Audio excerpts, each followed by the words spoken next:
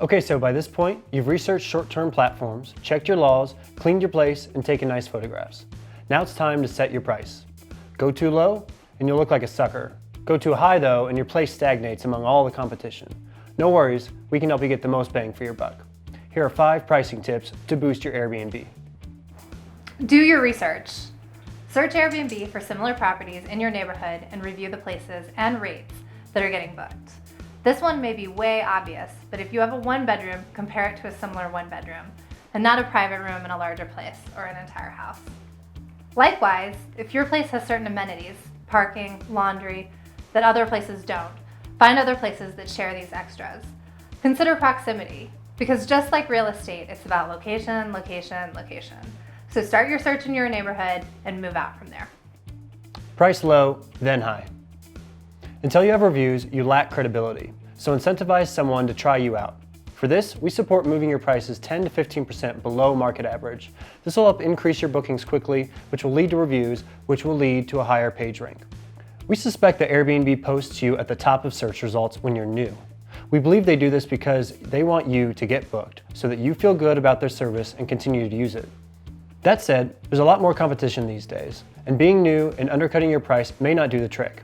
For this, we've also heard about new listings utilizing the smart pricing tool to increase their rank.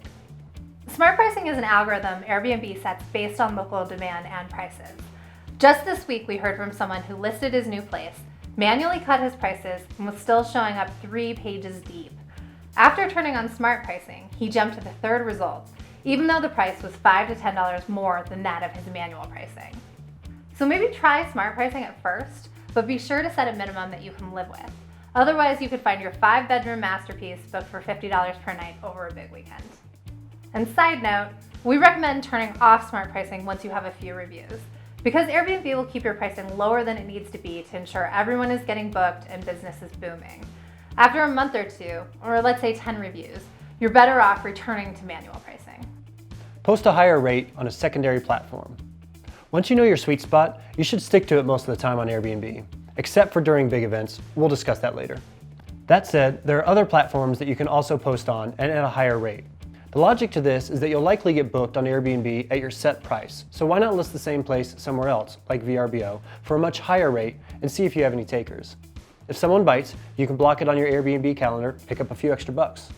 Side note, different platforms charge differently for bookings, so you'll want to make sure you know what Airbnb charges versus what VRBO charges and set your prices accordingly. Later dates, higher rates. This logic is similar to posting on a secondary platform. Basically, you know that your place is going to get booked once you move it to your set rate, but there's no reason to do that for bookings in the distant future. If your place is booked 2 to 3 months out, you should bump those prices up and try to catch the person who's planning a vacation away in advance and may like your listing enough to pay extra. If you don't get any takers, you can move your prices back down to the normal rate for 1 or 2 months out. Big events, big returns. As hotels have long known, people will pay more during big events because they really don't have a choice. You can likely raise your prices too around major summer holidays, New Year's Eve, 3-day weekends, sporting events, big name concerts, etc. This can be a great time to capitalize on your Airbnb. With BiggerPockets.com, my name is James. And I'm Erin.